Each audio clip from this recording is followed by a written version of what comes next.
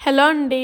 Welcome back to easy cook channel. ఈరోజు మనం డిఫరెంట్గా యూనిక్గా టేస్ట్ ఉండేలా సీతాఫల్ మిల్క్ షేక్ను ఎలా ప్రిపేర్ చేసుకోవాలో చూద్దామండి. ఇది పిల్లలకైనా పెద్దలకైనా నచ్చుతుంది. టేస్ట్ చాలా బాగుంటుంది. గింజలు తీసుకునే పని లేకుండా ఈజీగా టేస్టీగా క్విక్గా అయిపోయేలా ఎలా ప్రిపేర్ చేసుకోవాలో ఇప్పుడు ఈ వీడియోలో చూసేద్దాం. ఇది డైరెక్ట్గా తినలేని పిల్లలకైనా ఇవ్వండి, ఈజీగా తాగేస్తారు. టేస్ట్ కూడా చాలా బాగుంటుంది. దీన్ని ఈజీగా క్విక్గా ఎలా ప్రిపేర్ చేసుకోవాలో చూసేద్దాం. దీనికోసం నేను ఇక్కడ 4 వరకు బాగా పండిన సీతాఫలాలు తీసుకుంటున్నానండి. ఇలా బాగా పండడం వల్ల ఈ పైన తొక్క ఈజీగా వచ్చేస్తుంది, అలాగే గింజలు కూడా తొందరగా సెపరేట్ అయిపోతాయి. ఇలా బాగా పండేవి 4 తీసుకొని పక్కన పెట్టుకోండి. ఇలా ఒక సీతాఫలం తీసుకొని నేను మీకు చూపిస్తున్నట్టుగా తుంచుకోండి.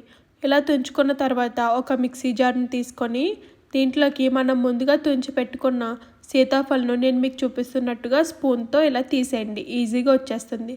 ఇలా తీయడం వల్ల చేతికి మిస్ అవ్వకుండా ఉంటుంది, గుంజు ఎక్కడ మిస్ అవ్వకుండా ఈజీగా వచ్చేస్తుంది. ఇదే ప్రాసెస్లో మీరు ఎన్ని అయితే తీసుకుంటున్నారో అవన్నీ కూడా ఇలా రిపీట్ చేసేయండి. ఈజీగా అయిపోతుంది, క్విక్గా అయిపోతుంది. నేను ఇదే ప్రాసెస్ కంటిన్యూ చేసి మొత్తం సీతాఫలాలన్నీ తీసేసుకున్నానండి.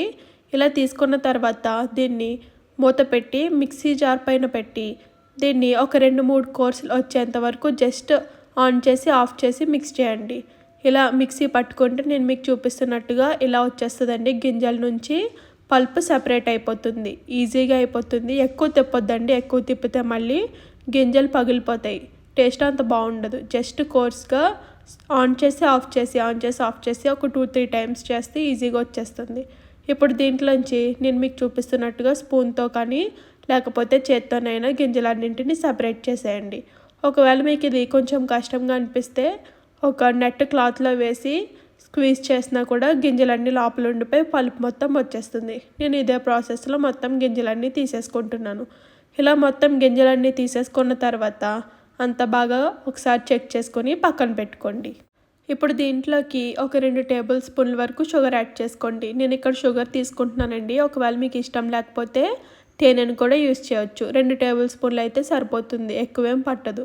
అలాగే దీంట్లోకి 1 గ్లాస్ వరకు కాచి చల్లార్చుకుని ఫ్రిడ్జ్లో పెట్టుకున్న పాలను కూడా యాడ్ చేసుకొని ఇదంతా మిక్సీ పట్టేసుకోండి. అంతేనండి, ఈజీగా టేస్టీగా ప్రిపేర్ చేసుకొని సీతాఫల్ మిల్క్ షేక్ రెడీ అయిపోతుంది.